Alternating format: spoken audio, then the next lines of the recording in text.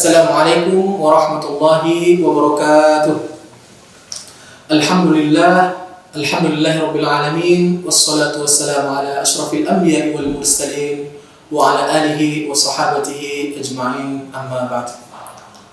Puji syukur kita kepada Allah Subhanahu wa taala, selawat dan salam kepada Rasulullah sallallahu alaihi wasallam yang telah memberikan kita hidayah dan membawa kita dari alam jahiliyah ke alam Islamiyah ini.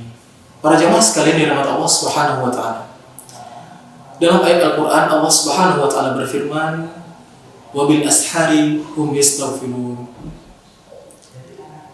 Dan di waktu sahur mereka memperbanyak istighfar. Yang ingin kita tekankan di sini di bulan suci Ramadan ini adalah ketika Rasulullah SAW mendapatkan perintah dari Allah Subhanahu wa taala untuk menunaikan sahur sebelum melakukan ibadah puasa, itu mempunyai manfaat yang sangat banyak sekali. Para salaf di zaman dulu banyak menghabiskan waktu di sahur dengan beristighfar, dengan sholat, sehingga marilah sama-sama kita untuk bisa mendapatkan keberkahan di sahur tersebut. Karena kenapa di waktu sahur yang Allah Subhanahu wa taala perintahkan, kebanyakan orang-orang salaf memanfaatkannya dengan sebaik-baiknya. Sekarang di sahur itu sendiri, Rasulullah SAW bersabda, "Tasahharu." Ini bersahurlah. Fa inna fis sahur barakah. Karena di sahur tersebut mempunyai suatu keberkahan. Dan salah satu hal yang sangat membedakan kita ataupun umat muslim di umat Nabi Muhammad SAW, puasa dengan puasa kita sebelum sebelum orang-orang ahli kitab, itu adalah di sahur. Dulu Rasulullah SAW bersabda bahwa orang-orang ahli kitab itu berpuasa tetapi mereka tidak melakukan sahur, sehingga sahur tersebut adalah menjadi suatu fadilah bagi kita untuk mendapatkan suatu keberkahan di bulan suci Ramadan.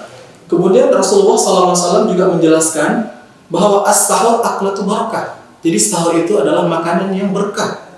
Fala tad'uhu walau an yatajarra ahadukum jur'atan. Jadi janganlah sampai kalian meninggalkannya walaupun hanya seteguk air. Nah, di sini Rasulullah SAW ingin menjelaskan bahwa kalau kita ingin sahur itu bukan karena makan banyak, tetapi karena suatu keberkahan, karena suatu sunnah Rasulullah SAW, maka dianjurkan walaupun hanya seteguk air. Itulah salah satu anjuran yang tidak menegaskan kepada makan yang banyak, akan tetapi untuk mendapatkan suatu keberkahan. Kemudian dilanjutkan, fa innallaha wa malaikatahu yusalluna 'alal mutasahhirin. Karena Allah Subhanahu wa taala dan para malaikat itu mendoakan kepada orang-orang yang bangun sahur. Dan juga banyak ayat-ayat lain yang menjelaskan tentang bagaimana waktu sahur itu sangat bagus, ataupun sholat malam itu sangat bagus. Sehingga salah satu hal yang bisa kita manfaatkan di bulan suci Ramadan ini adalah dengan bangun sahur dan melaksanakan banyak aktivitas-aktivitas ibadah sebagaimana Allah Subhanahu wa taala berfirman, "Kanu qalilan minal laili ma yahja'un wa bil ashari hum yastaghfirun." Jadi para salaf itu banyak dari mereka itu sangat sedikit melaksanakan tidur, dan mereka menghidupkan malam-malam mereka termasuk di sebelum sahur itu dengan ibadah-ibadah. Mujahid dalam kitabnya berkata bahwa yang dimaksud dengan kanu qalilan minal laili ma yahja'un itu adalah mereka membangun ataupun bangun di tengah malam melaksanakan ibadah, yaitu ibadah seperti sholat dan zikir. Dan kata istighfar itu adalah Allah Subhanahu wa taala telah menjelaskan di dalam suatu hadis bahwa Allah Subhanahu wa taala akan turun di sepertiga malam, yang mana Allah Subhanahu wa taala akan mencari orang-orang yang beristighfar sehingga Allah Subhanahu wa taala akan mengampuni sebesar apapun dosanya.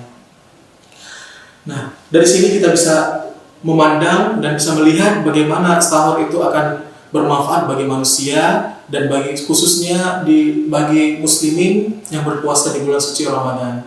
Kita bisa gunakan waktu sahur tersebut sebagai waktu ataupun momen yang bisa kita istiqomah sehingga kita dapat pahala dari Allah Subhanahu wa taala dengan menjalankannya serutin mungkin dan sebagus-bagus mungkin, dan kita ikhlaskan niat kita kepada Allah Subhanahu wa taala. Semoga rutinitas sahur ini menjadi suatu rutinitas ibadah kita di bulan suci Ramadan, dan marilah kita berusaha agar tidak meninggalkan sahur dengan bagaimanapun keadaannya. Ya, moga Allah Subhanahu wa taala memberikan kita taufik dan inayahnya dalam terhadap segala amalan-amalan kita untuk menjalankan suatu perintah Allah Subhanahu wa taala.